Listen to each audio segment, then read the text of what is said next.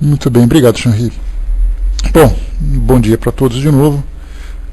Nós vamos dar sequência no nosso estudo do Livro dos Espíritos, parte terceira, Leis Morais. Nós estamos no capítulo 5, Lei de Conservação. E no nosso estudo anterior fizemos aqui uma análise do segundo item, Meios de Conservação, e nós não chegamos a terminá-lo. Então hoje a gente finaliza essa segunda parte e depois já entra na terceira, gozo dos bens terrenos. Então nós vamos dar sequência a partir da questão 708. E eu tinha comentado com vocês a respeito de um vídeo que seria interessante para ilustrar o nosso trabalho, só que o Pautalk vem mostrando um problema meio complicado aqui na biblioteca, que ele não finaliza a conversão do vídeo e, consequentemente, não dá para a gente deletar, não dá para a gente reproduzir. Então eu vou só colocar o áudio, que é um áudio de 5 minutos, que dá para a gente ter uma ideia do conteúdo dessa matéria. Ela diz respeito aos 35 anos do Jornal Nacional. Ele tem 42 anos agora. Então, aos 35 anos, eles fizeram uma série de reportagens sobre os mais variados temas no decorrer desses 35 anos, sobre economia, sobre clima, tecnologia, questões sociais, políticas, sobre terrorismo. Então a gente vai estudar um pouquinho sobre cada um desses vídeos, que eles são bem interessantes. E eu separei exatamente um que trata da desigualdade social.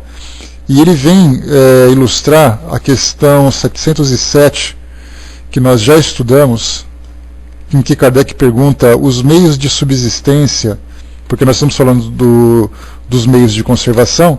Consequentemente a gente fala, que se Deus nos deu a necessidade de viver para o nosso aperfeiçoamento, deve também nos dar as condições para essa experiência, para essa vivência terrena.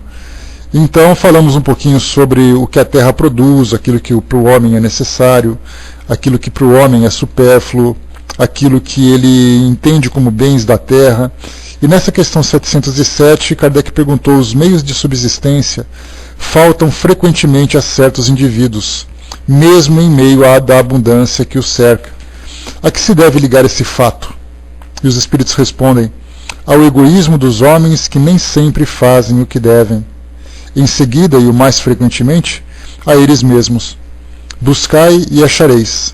Essas palavras não devem dizer que seja suficiente olhar para a terra a fim de encontrar o que se deseja, mas é necessário procurar com ardor e perseverança e não com displicência, sem se deixar desanimar pelos obstáculos que muito frequentemente não passam de meios de pôr à prova a vossa constância, a vossa paciência e a vossa firmeza.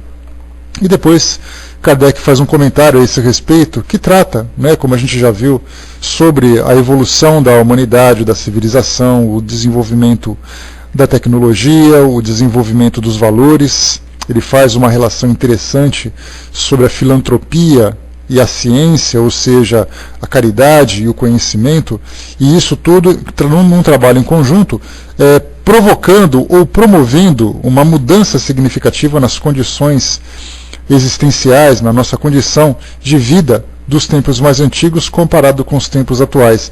Ele fez uma comparação na sua época, no século XIX, e a gente pode então fazer não apenas uma comparação daqueles tempos antigos, inclusive sobre aquilo que nós conversamos ontem no Evangelho, a respeito da vivência nos séculos passados, as condições de vida, as privações, as dificuldades, os obstáculos, enfim, tudo aquilo que trazia grande dificuldade. E fazendo uma comparação com os tempos atuais, do conforto que nós desfrutamos, o conhecimento que nós temos, mas sofrendo, infelizmente ainda, uma influência da desigualdade provocada pelo egoísmo humano, que procura sempre fazer com que as suas necessidades pessoais sejam providas em detrimento das necessidades dos outros. Então o egoísmo ainda no nosso mundo acaba provocando esse tipo de conflito.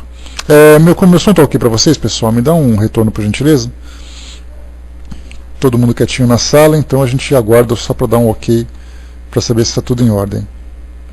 Ok, Então beleza. Eu vou colocar aqui então esse áudio, só para a gente poder ilustrar um pouquinho esse nosso comentário inicial, essa nossa introdução, e voltaremos. Vamos lá então.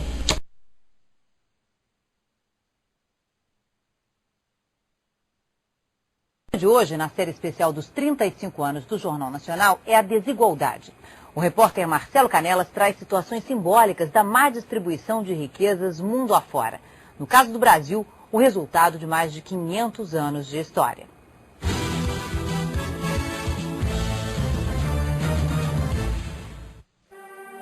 Quando a condição humana se atira na lama e chafurda feito bicho. Quando esbanjar é mera ostentação. Um planeta e dois mundos. Perplexos, sem entender o drama que vivem, ainda encontram força para resistir. Muitas já nem conseguem andar. Na marina já não há lugar para os iates. O aeroporto não tem mais vaga para os jatinhos. E parece não haver limites para os novos ricos americanos. A contradição cai do céu. Aeronaves de guerra fazem chover comida.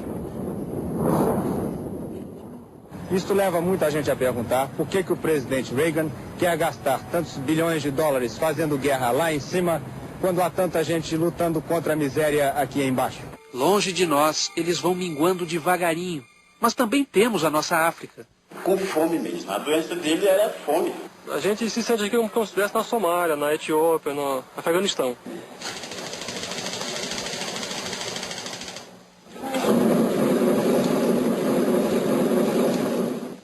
A casa de Maria, a casa de Sandra, a cidade de Maria e a cidade de Sandra. O progresso chegou e o trabalho escravo permanece. Crescemos, mas mantivemos trabalho infantil. Dinheiro tem, já faz algum tempo. Morar num desses prédios pode custar até 500 milhões de cruzeiros reais. Morar num desses barracos, a menos de 100 metros, custa no máximo 1,5 milhão de cruzeiros reais. A desigualdade está bem aqui, do lado. O problema da seca se agrava. Mas durante o regime militar, com a censura, os repórteres do Jornal Nacional tinham que ir ao sertão. Quixeramobim, aqui em pleno sertão do Ceará, é a expressão mais triste dos dramas causados pela seca em 5 estados do Nordeste. Cerca de 1.000 sertanejos se puseram em filas para receber alimento. Faz meia hora, um caminhão-pipa da Sudene deixou aqui 7 mil litros d'água. Cadê a água, companheiro? A água acabou, não deu para todo mundo carlata seca aí, não tem nem um pingo mais. Há quase 2 meses não chove em todo o noroeste de Minas, assim também no Vale do Jequitinhonha. Com o tempo, o Brasil foi mostrando a cara a cada novo censo. Os pesquisadores vão visitar 18 mil casas. Vão medir 90 mil pessoas. A pesquisa também revela que de cada 4 separações, 3 são pedidas pela mulher. Estas são apenas algumas das conclusões de uma pesquisa divulgada hoje pelo IBGE. Foi aparecendo um país desigual e concentrador de renda e de terra. O país deixa o grande formar cada vez mais e o pequeno cada vez mais para baixo. Por quê? E as centenas de dramas pessoais que apareciam na TV eram a expressão de um desalento coletivo. Dona Selma se desespera. Não tem dinheiro para o leite dos filhos. Vou botar elas na casa da tia dela para ir embora para o lugar para ir trabalhar no Dago, para ver se eu posso comprar leite deles dois. Nos últimos 35 anos, o Brasil melhorou muito, mas nós não conseguimos encurtar a distância entre os extremos. É como se o Brasil que tem fizesse questão de só olhar de longe para o Brasil que não tem.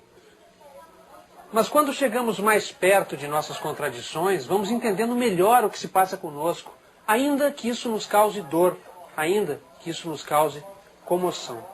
Viva Santana e Senhor São Joaquim, viva o menino Deus, Senhor do Bom Fim. Viva o menino Reza Deus, e penúria. Senhor do Bom Fim. E veja só qual é a única refeição do dia da família. Feijão cozido, sem nenhum tempero. Era tão pouco feijão que Jairo ia para a escola com fome. Se tivesse outro prato desse aí, eu punha.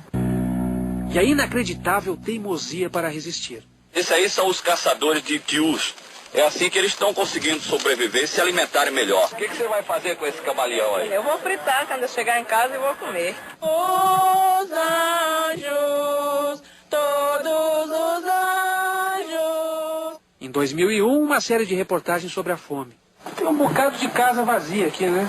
Tem. Abandonada. Abandonado, porque aqui é muito pobre, não tem salário, os povos lá das casas vão embora. E o Brasil conheceu Maria Rita? Eu estou sentindo anemia, acho que é profunda. O médico disse que a senhora tem que se alimentar bem, é isso? É. E a senhora diz o que para ele? Eu falei que ele onde é que eu acho. Um dia depois da reportagem ir ao ar, a notícia que não queríamos ter dado. A lavadeira Maria Rita, encontrada por nossos repórteres no interior mineiro, no fim de abril, está morta. O atestado de óbito registra parada cardiorrespiratória, provocada por pneumonia e desnutrição intensa. Mas o país também é feito do último sonho do analfabeto. Eu acho que o saber seja uma coisa muito ótima. Da primeira letra da menina. Ela é redonda e tem uma perninha. Meu nome começa com A, Alcilene. De enganos. Eu pensava que era ser rico, que era ser cidadão. E descobertas. Eu aprendi que ser cidadão é lutar. Deu no Jornal Nacional. O país que se organiza e cobra, que estende a mão e luta, é feito de gente solidária e igual em seu desejo de mudar. Graças a Deus. Pronto, voltando.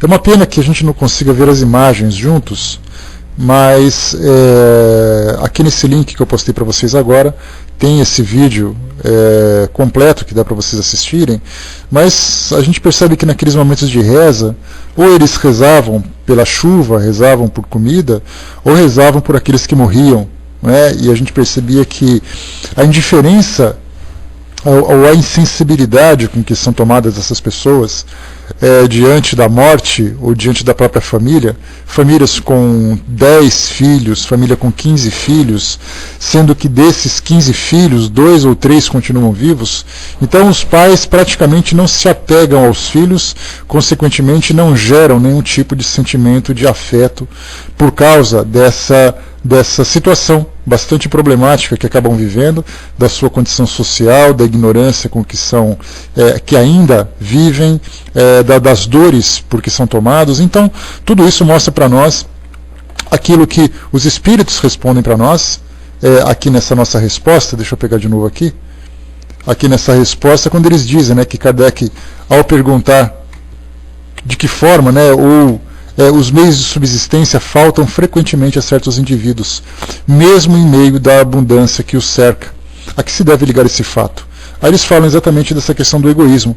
E fala também exatamente da prova, né, que cada espírito se submete para o seu desenvolvimento, fazendo ali uma escolha do tipo de vida que deseja ter, como deseja viver, quais são as dificuldades que vai enfrentar e, principalmente, que tipo de sentimento vai ser, ou que tipo de valor vai ser desenvolvido nesses indivíduos diante de um estímulo tão doloroso como esse. Então, lembrando que causa e efeito, né? A dor, a situação que vivem agora é o efeito, e a causa que nós desconhecemos acabou fazendo com que eles fossem colocados nessa condição. A Chanri colocou aqui na área de texto para nós, né, ou o Nando colocou em cima. Esses dias mostrou uma reportagem de uma catadora de papel que colocava papelão para cozir junto com os grãos de arroz. E assim como também, né, Nando, uma reportagem que mostrou no Nordeste também, a família que cortava aquelas palmas que o gado comia para poder se alimentar. E a gente lembra que o Nordeste é um país que sempre uma região do país que sempre teve um conflito muito grande de recursos e de aplicação desses recursos, né? Porque sempre teve muito investimento na construção de poços, na construção de cidades, na distribuição de alimentos, medicamentos e água e tudo mais, e desvio de recursos também. Então, durante muito tempo, o Brasil enfrentou essa dificuldade. Mas a gente passa, saindo um pouco do Brasil e entrando no mundo, a gente vê a mesma coisa também, acontecendo na África, acontecendo na América Latina, acontecendo na Ásia. Essa desigualdade, essa indiferença, em que os indivíduos só são mobilizados diante de grandes calamidades, como é o caso que a gente viu na Somália, como a gente viu no Haiti recentemente, como viu também na Etiópia. Então, são situações assim que nos provocam um choque e a gente fica se perguntando até quando esse tempo vai durar. Porque quando a gente imagina um mundo perfeito, naturalmente nós somos levados àquela imagem do País das Maravilhas, né, ou do Planeta das Maravilhas. E aí então tudo é perfeito, todas as pessoas são boas, ninguém passa fome, ninguém tem necessidade. Então a gente pensa assim, olha, isso aqui nunca vai acontecer.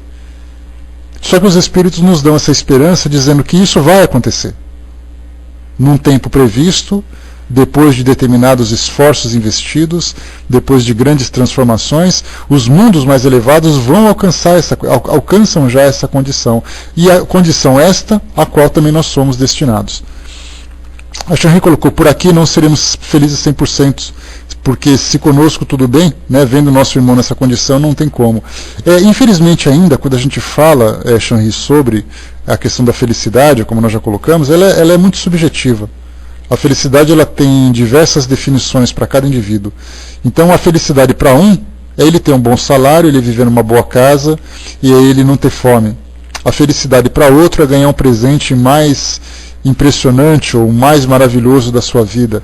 A felicidade para outro é conseguir fazer com que as dores dos semelhantes sejam aliviadas. Então a felicidade, como o amor, como nós já colocamos, amor e felicidade são duas definições que nós ainda temos uma visão distorcida, ou temos um entendimento distorcido porque nós vemos isso de uma forma muito egoísta. A felicidade para mim significa eu estar bem e a minha família estar bem. Se eu saio na rua e vejo pessoas mendigando, vendo crianças abandonadas, vendo pelo mundo afora guerras e conflitos, e eu digo, eu não tenho nada com isso, o que importa é que a minha vida esteja confortável, eu estou sendo feliz. Mas é uma visão ainda muito egoísta, porque eu acho que o meu interesse é aquilo que deve ser considerado. Por outro lado, nós temos a questão da felicidade dos espíritos que conseguem, de alguma forma, pelos seus esforços, espíritos, sejam encarnados, sejam desencarnados, quando eles conseguem levar esperança, levar conforto. Então eles dizem assim, olha, a minha felicidade depende daquilo que eu posso oferecer para as pessoas que precisam de ajuda. E são esses exemplos que nascem entre nós, que se apresentam, dando, né, mostrando para nós esse modelo de conduta do que é um pensamento num nível superior, numa faixa de entendimento superior a respeito do mundo e a respeito da vida. Então, tudo depende do quê? Da nossa própria interpretação.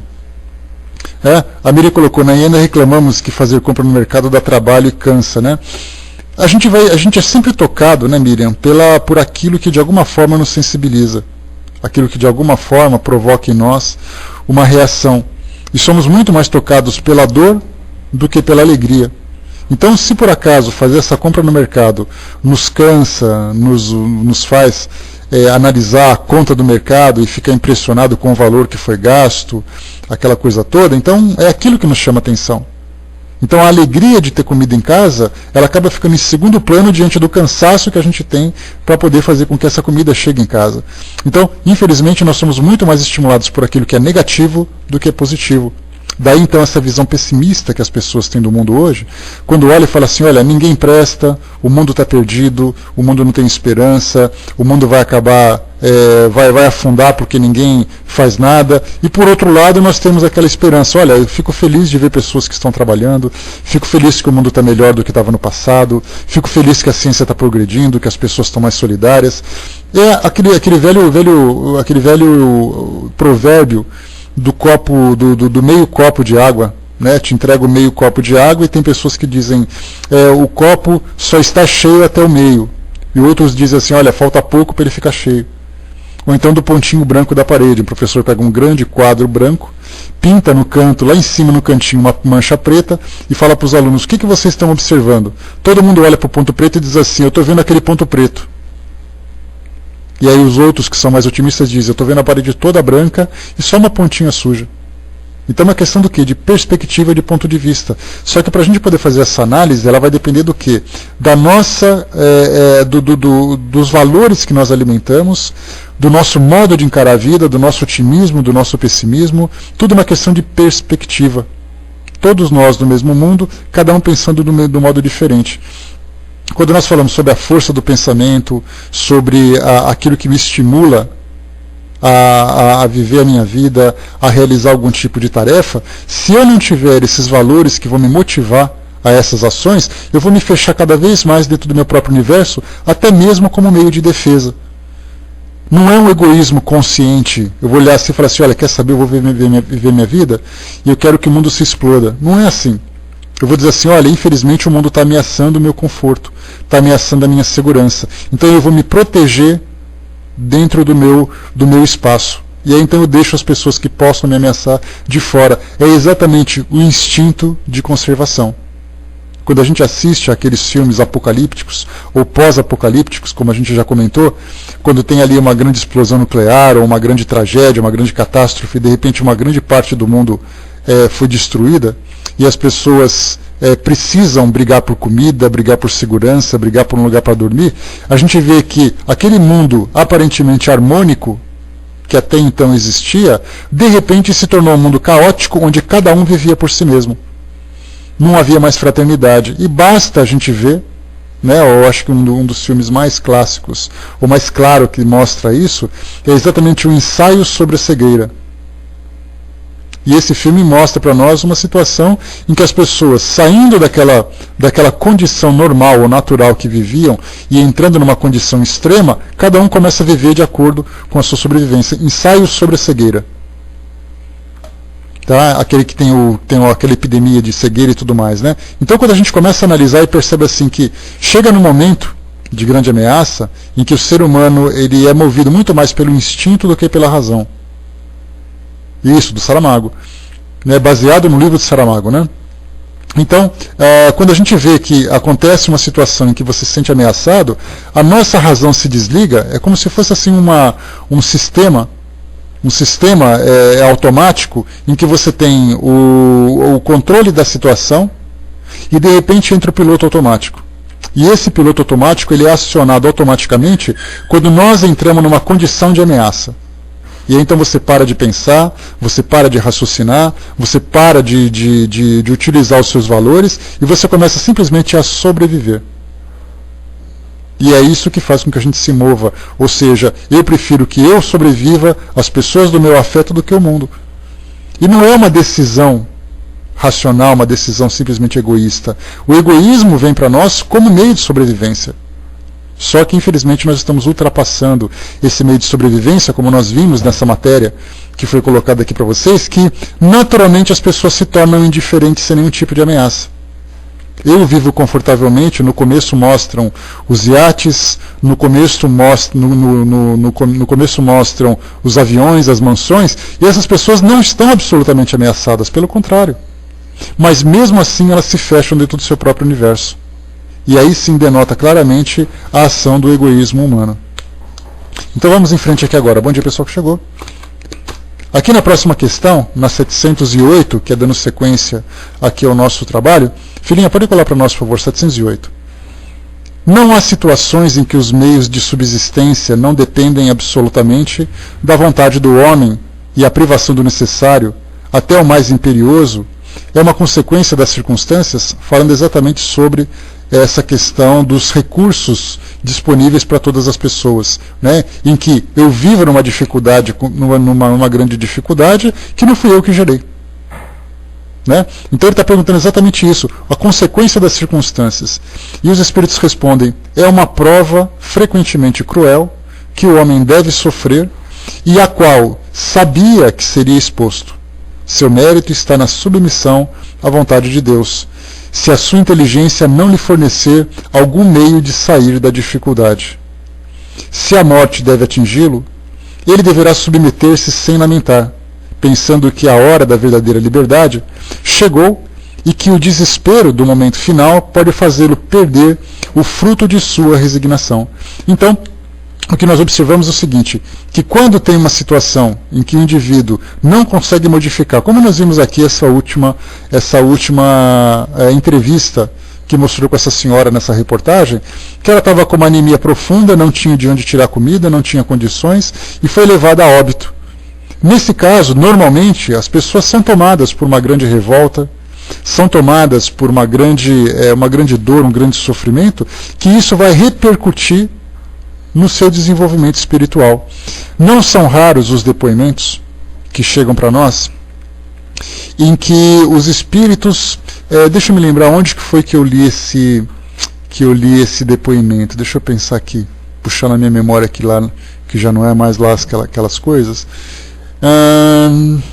Se eu não me engano, foi Ivone do Amaral Pereira, no seu livro Devassando o Invisível, em que ela, em desdobramento, com o seu mentor espiritual, vai num local que é um bar, aqui do nosso mundo terreno, onde, junto com os encarnados, muitos espíritos estavam ali, aproveitando-se da situação, desfrutando daquele momento, daqueles prazeres. E aí então ela perguntou, mas esses espíritos sabem que estão desencarnados? A resposta foi sim, eles sabem. Sabem e se aproveitam dessa condição. Mas a pergunta que ela fez de novo foi a seguinte, mas eles não são tomados por uma sensibilidade de perceber que estão fazendo mal, que eles podem progredir, que eles precisam se desenvolver? E aí então o mentor respondeu para ela, falou assim, olha, a vida que esses espíritos tiveram foi uma vida tão dolorosa que eles perceberam que não adianta você ter compaixão com quem não teve compaixão. Porque quando eles estavam vivos, eles morreram na penúria. Porque ninguém se importava com eles. Agora que eles estão desencarnados, eles se aproveitam exatamente dessas pessoas que eram indiferentes. E aí eles pensam assim, mas por que eu vou ter compaixão com quem não teve comigo? Eu vou continuar aproveitando isso, vou continuar fazendo com que ele sofra, vou fazer dele um escravo dos prazeres para que eles próprios, para que eu próprio possa me beneficiar. Então mostra que esses espíritos endurecidos que se encontram no mundo espiritual são gerados exatamente pelas condições que viveram aqui no mundo hoje. E aí então, se eu sou um espírito que vivencia uma situação dolorosa, uma situação problemática, uma situação difícil, e aí então eu não penso nessa ideia, olha, essa é uma prova que eu tenho que me submeter, essa é uma experiência dolorosa, mas que vai me proporcionar um crescimento, essa é uma condição existencial que Deus me proporcionou. E aí então, se eu não aceitar isso com resignação, com coragem, e saber que mesmo diante desse momento final, desse momento capital, eu não ter essa confiança, eu vou chegar no mundo espiritual com esse desespero, tomado por esse sentimento negativo, e consequentemente vou comprometer uma existência que era exatamente para despertar em mim uma certa sensibilidade. A dor veio exatamente para me despertar, só que eu deixei que a dor me provocasse uma revolta. E aí então aquela experiência dolorosa foi completamente desperdiçada. Que é exatamente aquilo que os espíritos colocam para nós. Se a morte deve atingi-lo nessas condições, e eu acho que a gente não faz ideia, ou a gente faz uma certa ideia, principalmente nos depoimentos que chegam para nós, dos espíritos que foram escravos. E também Ivone do Amaral Pereira fala no seu livro Recordações da Mediunidade, onde tem grupos de escravos que falam, que mostram uma revolta no mais alto grau por toda a violência moral, por toda a violência emocional, por toda a violência física que sofreram e foram levados ao desencarne pelos castigos, pela dificuldade do trabalho que tinham que realizar, chegam no mundo espiritual tomados por esse ódio, por aqueles que foram os responsáveis por esse sofrimento, inclusive acusando Deus como sendo o responsável por essa situação, sendo que aquela condição de escravidão era para ele uma oportunidade expiatória e provatória. Então, se ele viveu tudo aquilo e não aprendeu, a questão é como é que ele vai se desenvolver no futuro, se ele não aprendeu aqueles valores que eram os mais básicos, levando em consideração o agravamento daquela condição que já era difícil pela sua revolta atual. Então ele não só consegue corrigir aquilo que no passado provocou, originou toda aquela dificuldade, como somou-se ainda o ódio, o rancor, a revolta de que foi tomado nessa sua última encarnação. Então eles colocam para nós, se a morte deve atingi-lo, ele deverá submeter-se sem lamentar, pensando que a hora da verdadeira liberdade chegou. Olha só, pensando que a morte, naquele momento, é a hora da liberdade, e não um castigo. Porque hoje nós vemos morte como castigo. A separação, a perda, a dor daquele momento final, da gente ter vivido uma vida sem ter aproveitado o que ela podia oferecer. E é exatamente aquilo, a morte é uma liberdade. Se o espírito sofre passando fome, vivendo uma doença, no momento da morte é quando ele se liberta, porque o seu espírito, sendo imortal, vai continuar vivendo no mundo espiritual sem as mazelas do mundo físico.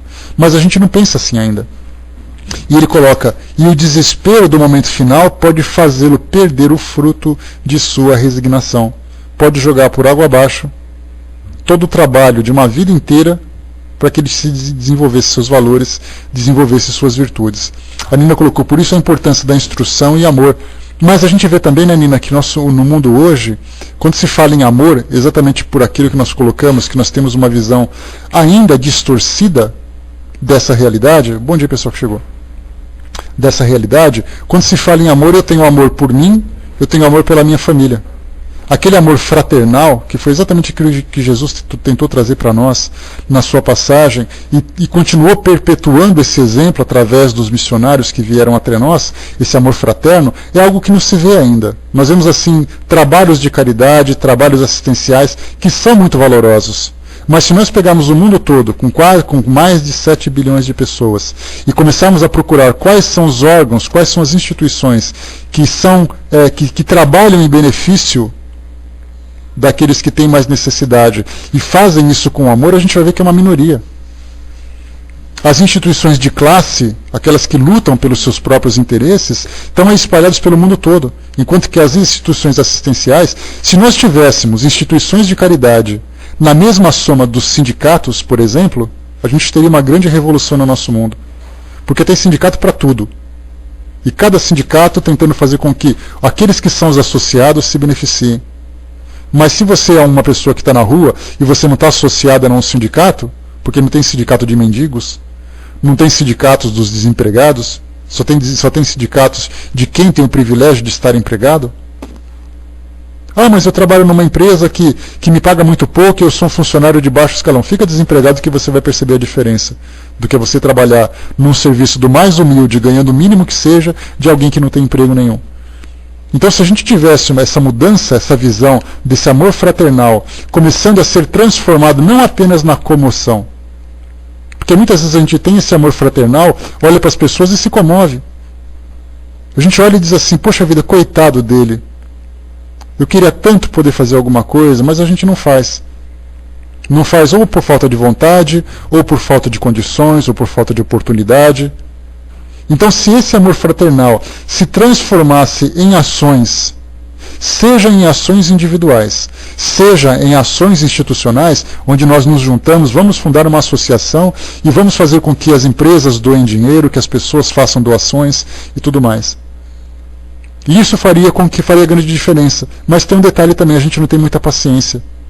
Vocês provavelmente já receberam ligações de instituições, principalmente nessa época de fim de ano, dizendo assim, olha, aqui é da creche não sei da onde, aqui é do asilo não sei do que, a gente está pedindo uma doação. E a gente sempre tem aquela história, olha, poxa, mas que coisa chata essas pessoas ficarem ligando. Principalmente nessa época de fim de ano. Se vocês não receberam, se preparem, porque o telefone de vocês vai tocar bastante. Ganha por correio, né, Silvia? Na Alemanha é pelo correio, é mais chique a coisa. Então, as pessoas batem na porta, aqui na porta da minha casa, sempre assim, eles vêm, olha, aqui é do asilo tal, a gente está coletando roupa. Então, fica com esse papelzinho aqui, no final da tarde a gente passa e tenta pegar aquilo que sobra. Se tem alguma coisa, a gente faz a doação, mas de repente a gente doa hoje, daqui 3 semanas vem 4 ou 5 instituições pedindo a mesma coisa. Que infelizmente a gente não tem. Então a gente vê o quê? As coisas começam a se distorcer, ou as coisas começam, as situações começam a se tornar problemáticas, porque a gente tem vontade de ajudar, mas não sabe como ajudar, ou aqueles que tentam ajudar fazem de uma forma equivocada. Né? Pois tinha, né, Silvia? Já foi. O Arnes colocou, né, mas cada um pode fazer algo para ajudar. Né? Bom dia, pessoal que chegou.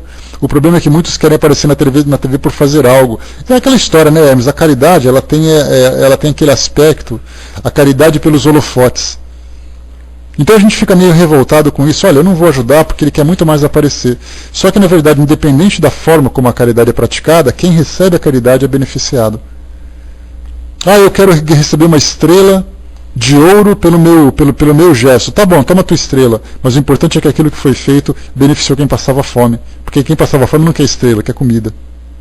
Né? Então, assim, independente da forma como a caridade se desenvolve, o importante é que o destino, né, ou o objetivo final seja atingido, é mais importante. Né? E a Vaninha lembrou de um detalhe também, filhinha, coloca na área de texto, por favor, da próxima vez. Lembrou também que essa questão da assistência, e a gente já viu isso acontecer de uma forma extremamente provocativa para todos nós, que são aquelas pessoas que se beneficiam das desgraças. Nós vimos nessas tragédias que tivemos em Santa Catarina, no Rio de Janeiro, em que as doações foram desviadas por pessoas que estavam lá para ajudar. Viram um sapato interessante, viram um casaco que foi doado, viram uma blusa, acharam bonito e levaram para casa. Ou então essas instituições que promovem essas ações sociais e desviam o dinheiro que foi coletado. Aí a gente perde a confiança nas pessoas e, consequentemente, a gente acaba depois, né? Aí foram flagrados, esse que foi pior, né, Silvia? Essas pessoas fizeram isso e foram flagradas e depois devolveram, aquela coisa toda. Ao mesmo tempo que nós temos ali ações solidárias. Tivemos ali um senhor que ganhou um casaco e dentro desse casaco tinha uma quantia em dinheiro que pertencia ao dono. E ali, como tinha o registro dessa doação, ele foi lá e devolveu o dinheiro que estava no bolso dessa jaqueta. Né? Então a gente mostra assim, que pessoas que são sensíveis e que são, apesar das dificuldades, mantêm ainda os seus valores, ao mesmo tempo que nós temos essa distorção de valores que nós temos ali. Valeu, professor, até mais. Então, nessa situação, bom dia pessoal que chegou, então nessa situação a gente começa então a perder essa esperança nas pessoas, a perder essa esperança nas instituições. Só que vem exatamente esses grandes modelos de virtude dizerem para nós assim, olha, não percam a esperança, porque o mundo vai se transformar, como diz aquela música, depende de nós.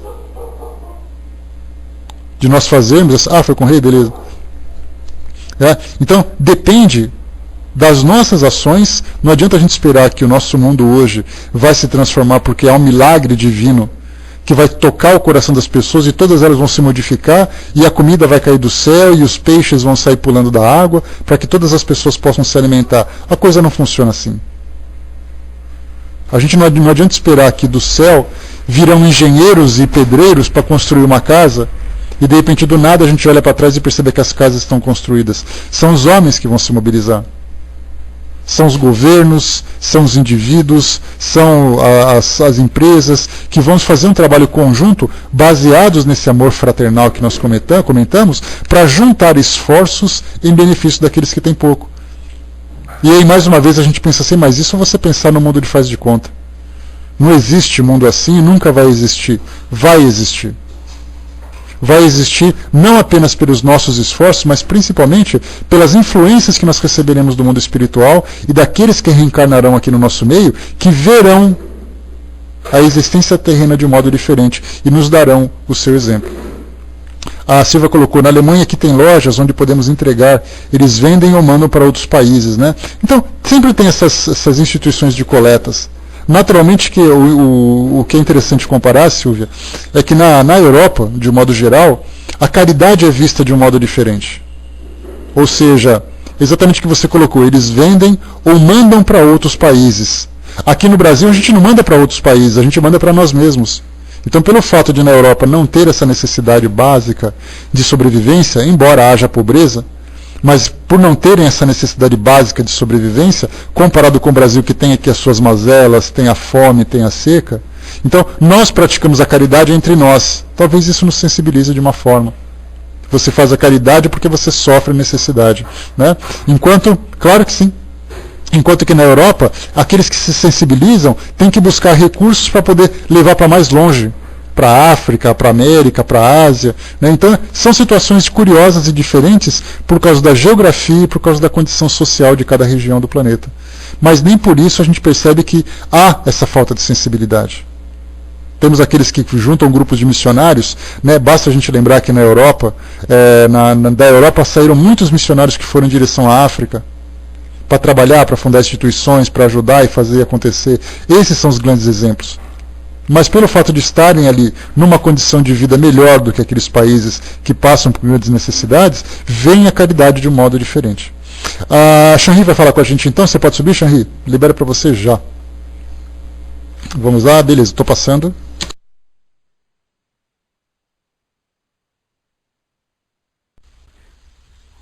Olá, deixa eu dar uma baixada aqui rapidinho. É rapidinho, Zé. Eu acho que eu já até falei uma vez aqui. Tá ok o som aí? Eu sempre gosto, né, de Miramês, né? Não sei se todos dos entendimentos, né, que ele faz para nós sobre as questões aí, essas questões levantadas aqui. Então nessa parte os sofrimentos, né? Ele diz assim: existem em toda a criação processo de despertamentos espirituais, dos quais o progresso é o instrumento. Se passa por grandes vexames, por privações, como você estava falando, quando em torno tudo é abundância, é pela ignorância, cujo entrave impede que se possa conhecer os meios de se libertar, que é o conhecendo a verdade. No entanto, depois do Cristo, as portas se abriram ao conhecimento das leis espirituais que existem dentro de todos os seres.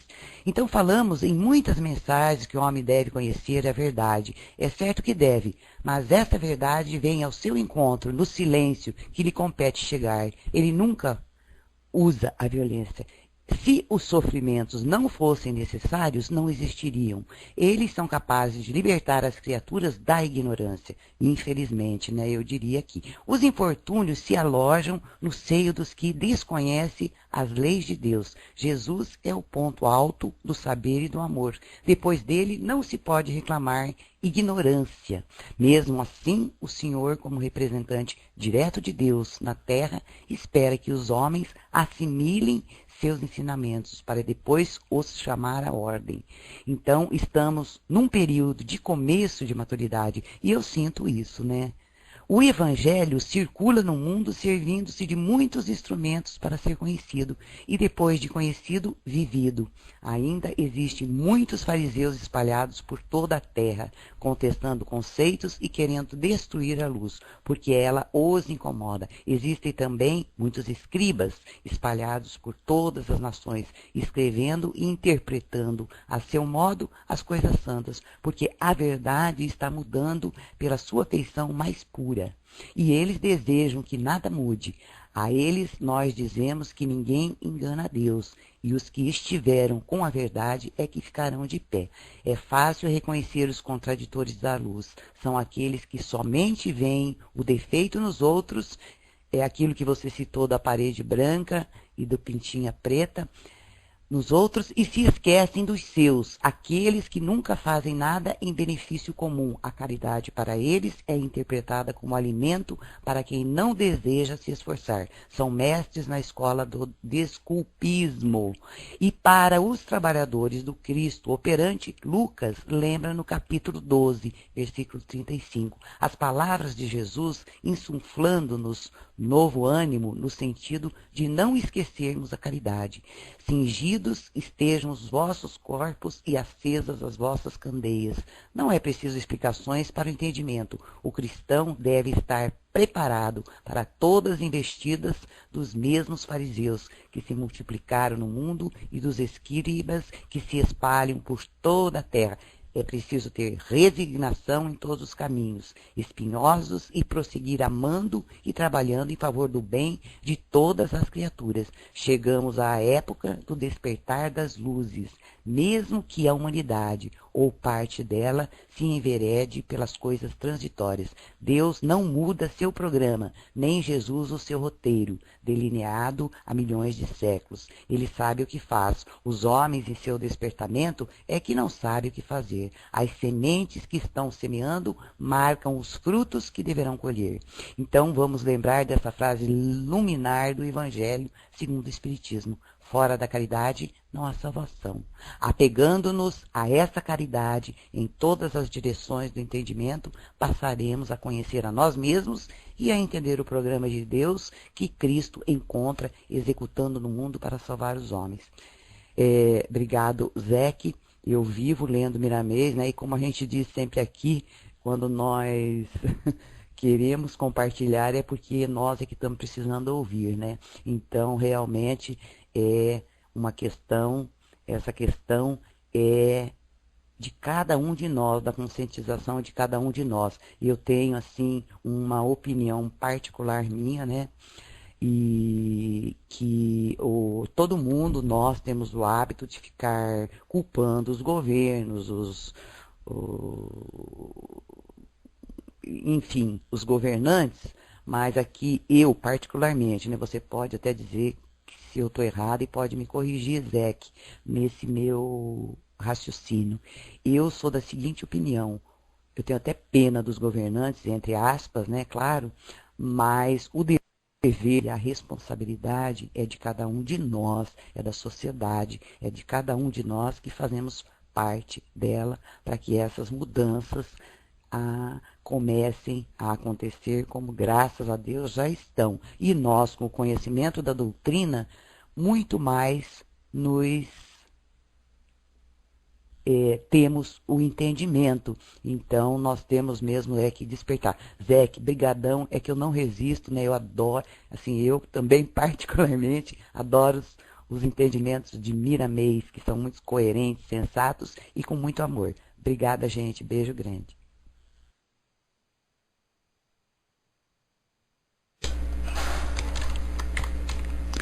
Poxa, Henri, brigadão, né? Um texto bastante reflexivo que mostra, Miramês fez um apanhado de ponta a ponta, como tudo começa e como tudo termina, e a gente está no meio dessas mudanças, né? Acreditando que a nossa vida é a nossa vidinha, que a gente não tem nada com isso, que a gente não faz parte da engrenagem, né? Falta de visão, falta de lucidez da nossa parte, né? E a colocação que você fez eu achei absolutamente justa, né? Tem um ditado popular que eu não gosto pela tonalidade com que ele é dito, mas eu gosto muito da essência, que diz assim: cada povo tem o governo que merece, como se isso fosse um castigo. E na verdade não é.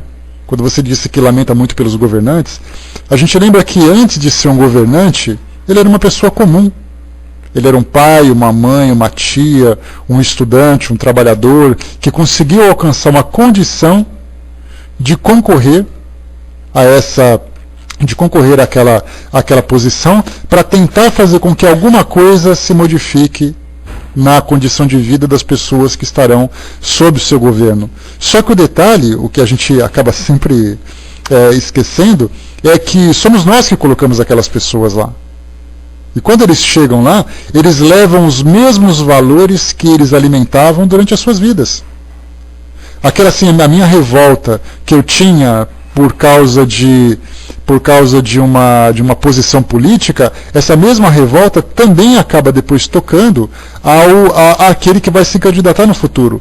Então, o egoísmo que eu tenho, a revolta que eu tenho, a indiferença que eu tenho, o egoísmo que eu tenho, são os mesmos valores coletivos daquela sociedade, que é de onde se tira alguém que vai para um governo. Então ele leva exatamente a mesma coisa que todo mundo alimenta. Então, pensar num governante negativo como um castigo é egoísmo da nossa parte, porque a pergunta seria: se você estivesse lá, você faria melhor? Você seria uma pessoa absolutamente incorruptível? Você teria uma capacidade administrativa que ele tem? Você seria generoso a ponto de sacrificar os seus benefícios para poder melhorar a vida das pessoas que não têm nada? Então a questão é essa: se você faz melhor, vai lá.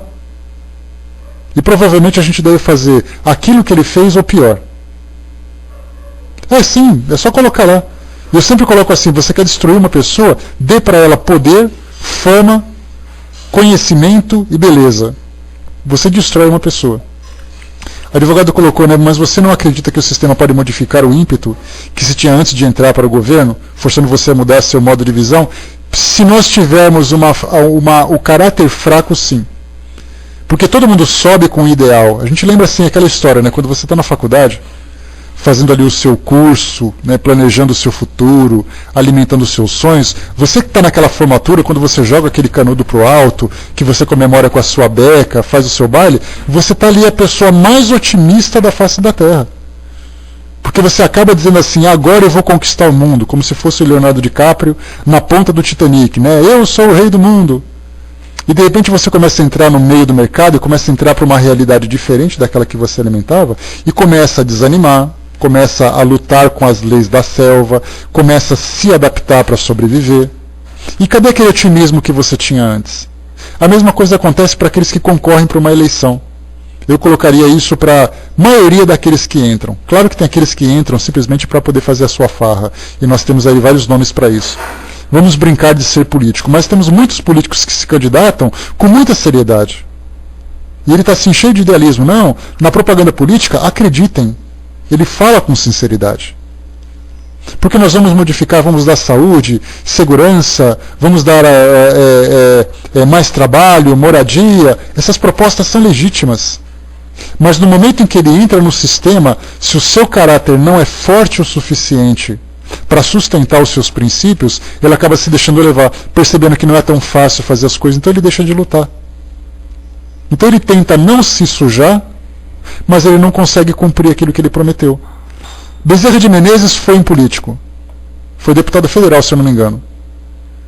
E a gente conhece, né? Nesse caso a gente pensa assim, bom, ele foi um político, ele manteve os seus princípios até o final. Lutou contra a escravidão, que era uma coisa assim absurda. Se a gente acha que hoje a dificuldade política que alguém enfrenta é ficar lutando contra partido, ele lutava contra o modo de viver daquela época. Ele escreveu livro contra a escravidão, foi contra a escravidão, ele era um abolicionista, ele estava praticamente na mira dos fazendeiros que eram escravagistas. Então, manteve a sua posição, manteve o seu caráter. Gandhi, por exemplo, foi um líder político na Índia para poder promover a separação com o Paquistão. Ele não se deixou corromper.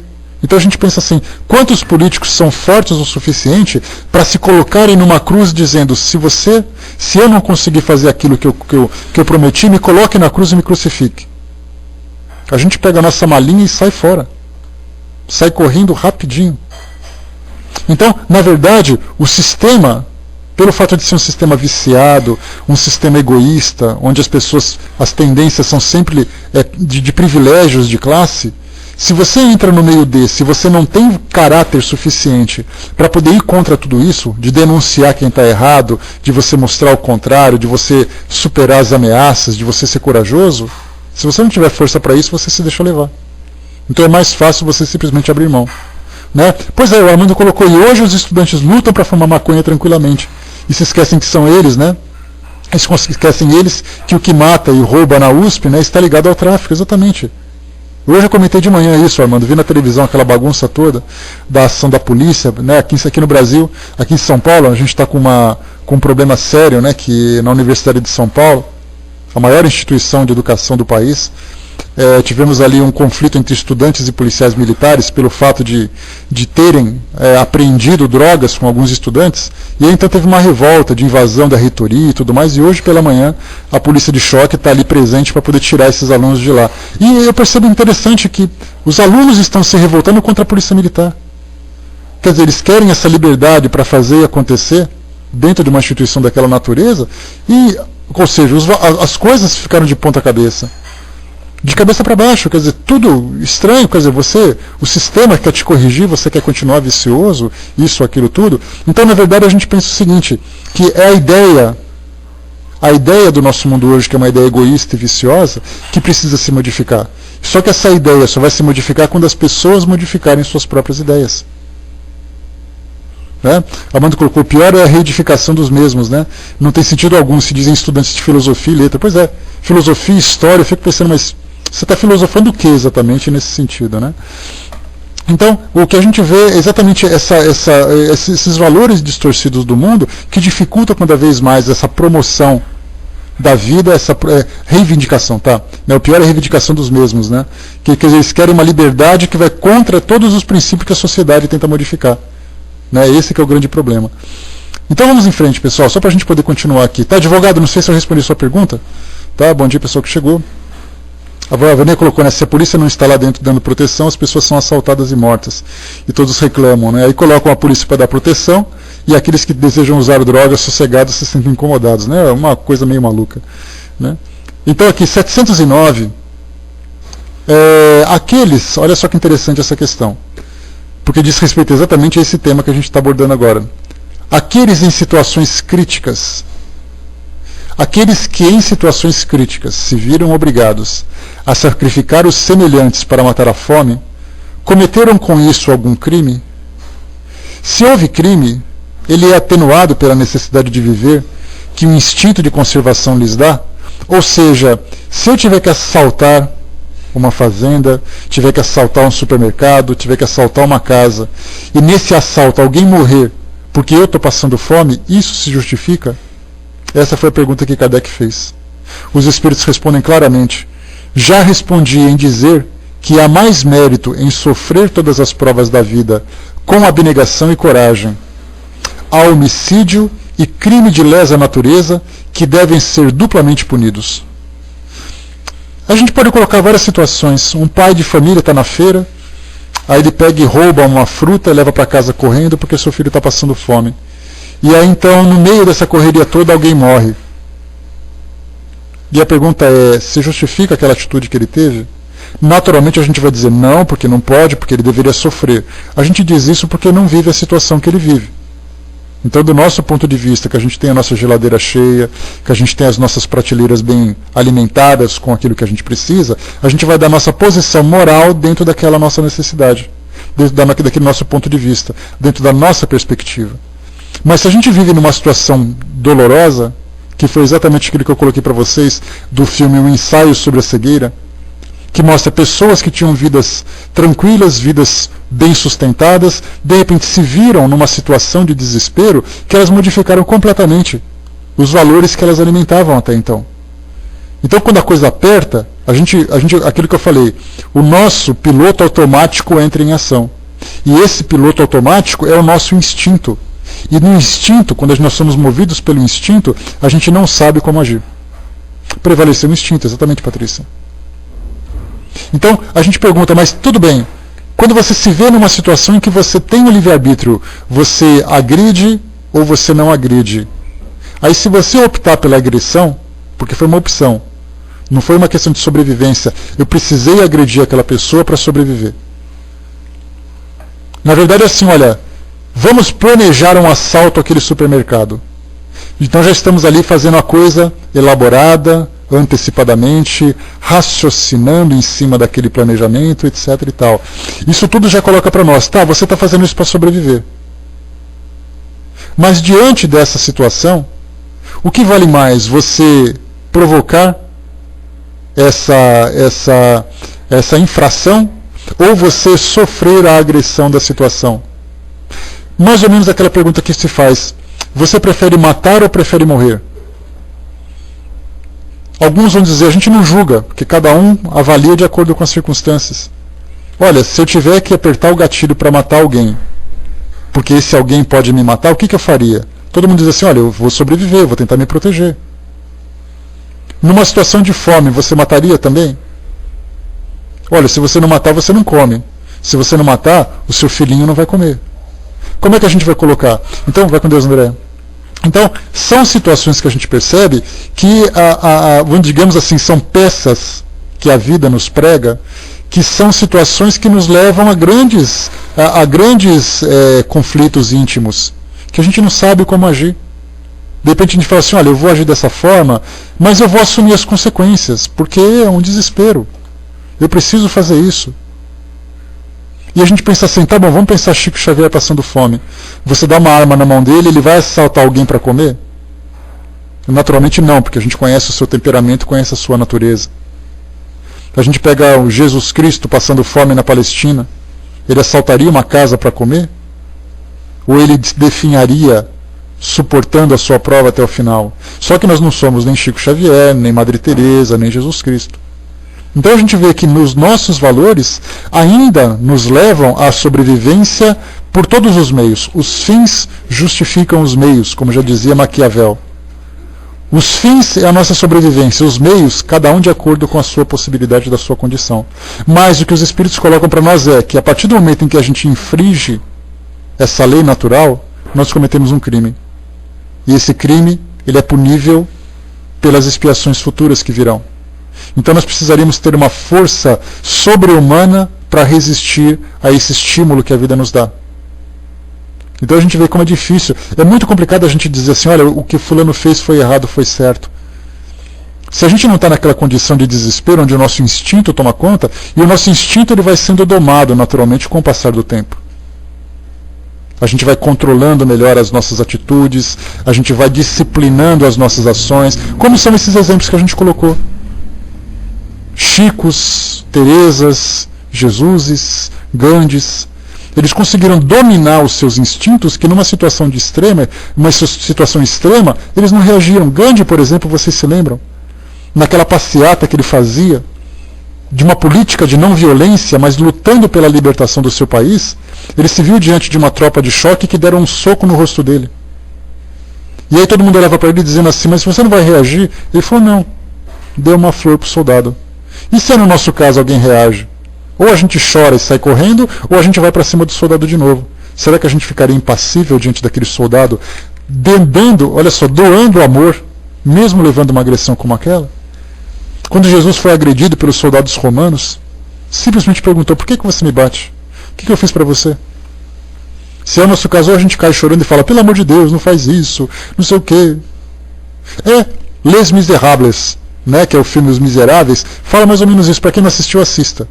É um filme muito interessante que mostra um período da França de extrema dificuldade, onde as pessoas começam a viver uma situação dessa natureza. O Armando colocou: basta ver o atraso intelectual do ser humano, né, vejam o da pena. Né? Pois é, né, que valoriza muito mais o instinto da violência do que a racionalização. Né? Ele só não condena porque fica feio. Vejam Sônia Abrão, que só mostra desgraça com bastante amor. Né, por aí. Fala manso, né, Armando, mas o conteúdo continua o mesmo. E por aí vai. Se tem esses programas, tem quem assiste. E se conclui que o homem ainda está muito atrasado moralmente. Aquilo que eu sempre falei: se você quer fazer um filme de sucesso, um programa de sucesso, você tem 3 ingredientes que não podem faltar: a sensualidade, a violência e a intriga. Se você tiver um filme que tem esses 3 ingredientes, você vai adorar. Imagina, por exemplo, assim, um caso de infidelidade, de intriga, para poder dar um golpe numa pessoa que é muito rica, e de repente no meio dessa história você tem aquela cena que mostra o casal de infiéis tendo ali as suas relações de intimidade, e de repente no final tem uma agressão que todo mundo morre. É o filme perfeito. Todo mundo quer isso, porque são esses valores que nós alimentamos. E aí então, numa leitura de um livro que falava sobre a rotina no mundo espiritual, a rotina moral, emocional, sentimental no mundo espiritual, seria assim: as atividades que lá se desenrolam são atividades tão tediosas para nós que a gente não suportaria. Porque eles ficam falando aquela lenga-lenga de ai, amor pra cá, ai, caridade pra cá. A gente quer ver o papo quebrando, a gente quer ver a coisa rolando. A gente não tem paciência para ficar vendo esse lenga-lenga. Filme que tem isso, que começa feliz e acaba feliz, é o filme mais sem graça que tem, na nossa opinião. Agora com os efeitos especiais, então melhor ainda, porque a gente pode ver avião caindo em cima de carro, gente pegando fogo. Olha que delícia.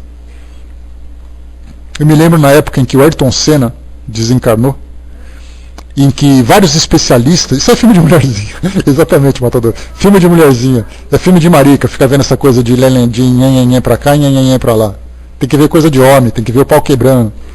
Então eu lembro que na época em que o Ayrton Senna desencarnou, vários especialistas vieram à televisão para darem a sua opinião sobre o porquê daquela situação, o que aconteceu, E aí então a situação foi muito interessante, que um comentarista disse o seguinte: olha, se você assiste uma corrida que não tem batida, que não tem nada de emocionante, só ultrapassagem, é uma corrida sem graça.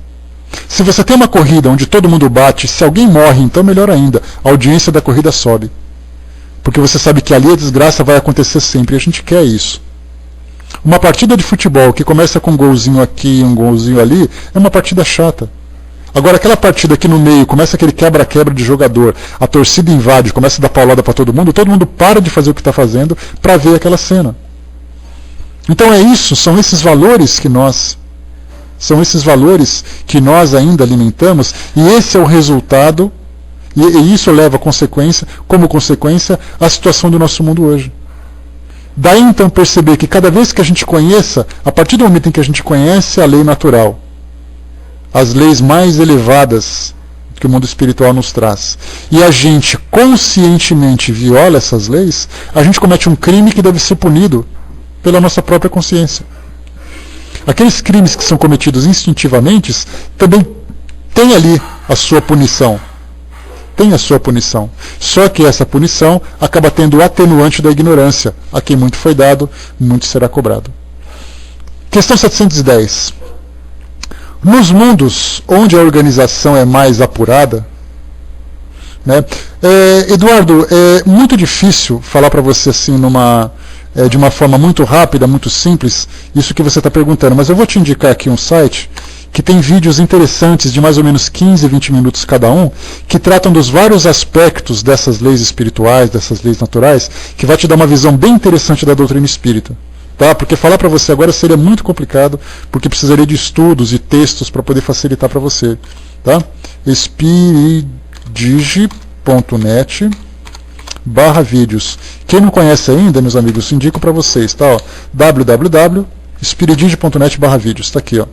Tá? Só chegar lá você tem sim, acho que uns 15 vídeos diferentes que falam o que é o espiritismo, o porquê do espiritismo, qual é a filosofia, de que forma que as coisas acontecem. Tá? Então só dá uma chegadinha lá. E depois também, se você quiser participar dos nossos estudos, está aqui também, ó, www.espiritismo.net. Esse é o nosso trabalho de divulgação do espiritismo aqui na internet e também aqui no Pautalk, várias salas que falam do mesmo assunto. Tá legal? Seja bem-vindo. Então aqui questão 710. Nos mundos onde a organização é mais apurada, os seres vivos têm necessidade de alimentação, eles já estão entrando agora naqueles mundos mais sutis, diferentemente do nosso, onde os espíritos não apenas moralmente já se desenvolveram, como consequentemente vivem num mundo onde há menor interação com a matéria. Porque a matéria grosseira dessa como nós vivemos hoje é uma necessidade das provocações, dos estímulos, dos valores que nós precisamos desenvolver. A partir do momento em que nós alcançamos uma condição de consciência mais desenvolvida, nós não precisamos dessa provocação, dessa agressão. Porque as nossas escolhas, as nossas decisões já são conscientes, não precisam ser estimuladas. Então os espíritos respondem, sim, é mais apurada essa organização. Mas os seus alimentos estão em relação com a sua natureza. Esses alimentos não seriam tão substanciais para os vossos estômagos grosseiros, da mesma maneira eles não poderiam digerir os vossos. Então quando se fala sobre essa questão da alimentação, a gente lembra que se meu corpo é mais sutil, naturalmente a alimentação também é mais sutil, mais fluídica, tem uma substância diferente, apesar das semelhanças. A gente gosta de comer feijoada, a gente gosta de comer um leitão à pururuca com uma cebola na boca, com uma maçã na boca. Os espíritos tomam aquela, digamos assim, nesses mundos que são materiais, a gente fala de espíritos encarnados, hein? Só que encarnados numa condição diferente, eles simplesmente vivem as suas vidas sustentando o corpo, apenas mantendo o seu corpo físico vivo para que possam moralmente se desenvolver. A gente parece que vive para comer. A gente vive para reproduzir, a gente vive para comer, a gente vive para conquistar coisa. Esse é o problema que nós enfrentamos hoje. Daí então que nesses mundos mais sutis, os espíritos estão interagindo com a matéria apenas para o seu próprio desenvolvimento.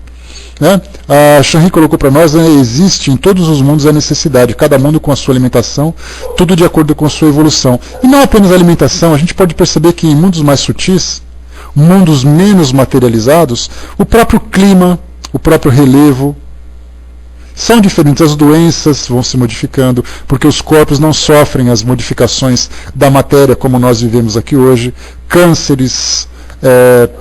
São cânceres, são aneurismas, são intoxicações das mais diversas.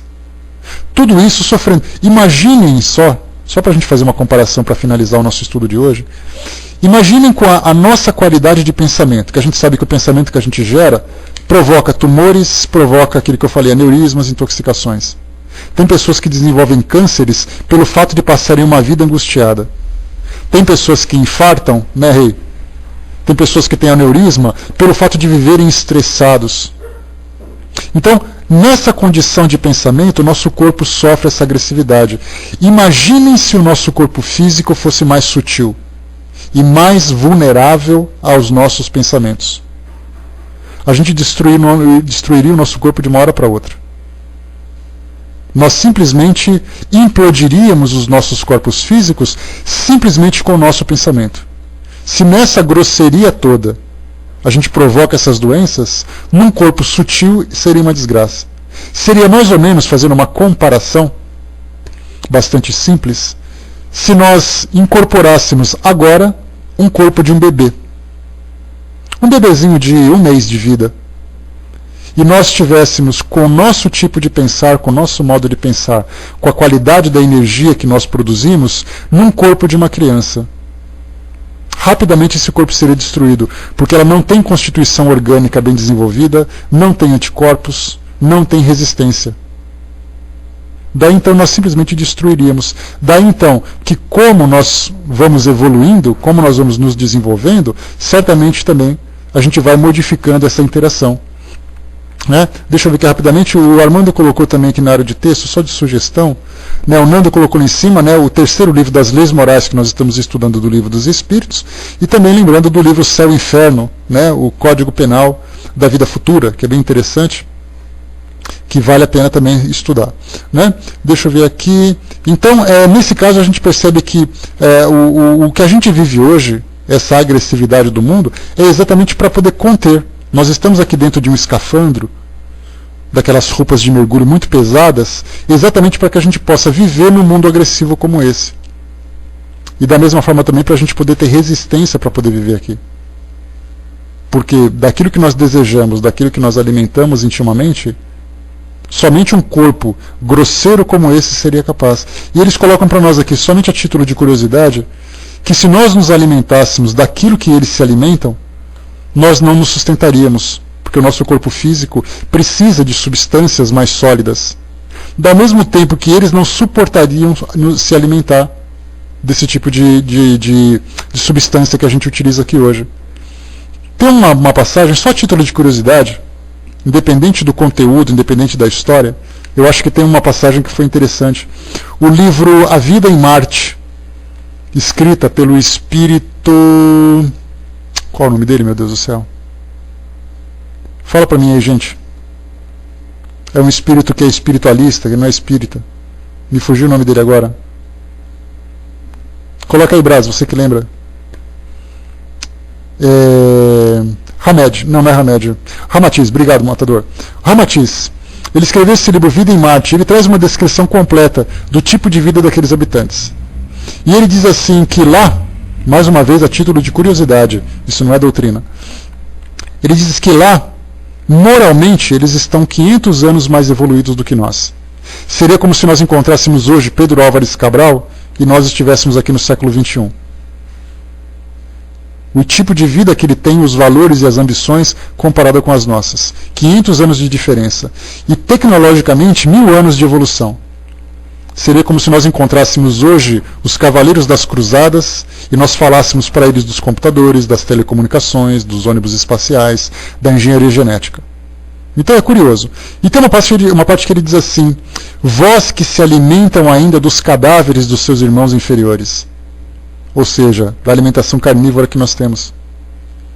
E quando ele fala assim, vós que vos alimentais dos cadáveres dos vossos irmãos, é mais ou menos assim que esses espíritos superiores nos veem hoje. Da grosseria do nosso tipo de alimentação. Eu sei que é uma delícia, mas olha para uma feijoada e começa a analisar o conteúdo daquele panelão. Naquela mesa de Natal farta, que todo mundo vai ter agora, olhem bem para a mesa e analisem a substância daquilo que a gente se alimenta ainda. É uma necessidade do nosso corpo físico. Eu não julgo quem gosta de comer carne e quem não gosta de comer carne. Eu posso até falar de uma abóbora. A grosseria da matéria, a densidade de uma abóbora. Então pensa assim num soufflé de legumes só, fica mais fácil. Aí você tem que cozinhar alimento que é uma cenoura que é dura, um chuchu, tem que analisar, tem que fazer ali o cozimento das verduras que são muito grosseiras, muito sólidas e tudo mais. Então a gente vê o que? O tipo de alimentação para nós é ainda muito grosseiro. Que para eles seria muito agressivo, e o deles, se a gente se alimentasse... Eu lembro de uma época, só para a gente encerrar agora de vez, né? Só para a gente encerrar. Houve uma época em que uma das minhas irmãs queria fazer dieta. E aí então tinha uma dieta de sopa de não sei o que. Era uma sopa de legume num dia, um pãozinho no outro, um bife frito no outro dia, e assim foi fazendo. E eu solidariamente, sem necessidade de nenhum tipo de regime, falei para ela, eu vou te acompanhar. Vamos fazer a sopa aí que eu como com você para te dar uma força. E ela não era gorda nem nada, ela só queria fazer o regime para poder ter manutenção. E eu falei, vamos lá, estou dando uma força para você. E aí então comecei a comer essa sopa. No terceiro dia eu estava com tontura. Eu não conseguia levantar. Eu levantava da cama, as paredes giravam. Eu falava, se você continuar comendo isso daqui, você vai morrer. Porque eu com 3 dias, que me alimento pouco, mas me alimento bem, estou comendo essa sopa, você vai morrer. Aí então ela acabou, ela acabou Ela parou de comer aquela sopa e começou a se alimentar de uma forma mais regrada, mais controlada. Então eu imagino que me alimentando daquela sopa, eu passei mal. Imagino que como seria para nós se a gente se alimentasse desses mundos mais elevados. A sutileza, as substâncias, a consistência da alimentação. Para nós seria assim um copo d'água por dia. Só que esse copo d'água por dia, o nosso corpo uma hora ia gemer. E nessa gemessão a gente sucumbiria com toda certeza. Tá bom? Então, pessoal, fechando por aqui, né, a gente vai vai encerrando aqui o nosso trabalho. Lembrando que vocês colocaram sobre essa questão de vegetarianos e tudo mais. A gente vai falar sobre esse assunto um pouco mais para frente na lei de destruição, que trata exatamente desse tema. Tá, que fala sobre a alimentação dos animais e evitar qualquer tipo de polêmica, porque o mais importante para nós, meus amigos, é lembrar que a gente não deve fazer julgamentos. Não é melhor nem pior quem come carne ou quem deixa de comer carne. A gente vive num mundo moral, e é esse mundo moral que faz a diferença. Lembrando que Jesus pegou os animais do mar e doou para as pessoas se alimentarem, o peixe. Ele não condenava, gente, para de comer peixe porque é pecado. Ele falava, vamos comer. Vocês precisam se alimentar. E conforme a gente vai crescendo, a gente vai evoluindo, a gente vai modificando as nossas escolhas. Então tudo no seu devido tempo. Sem qualquer tipo de preconceito.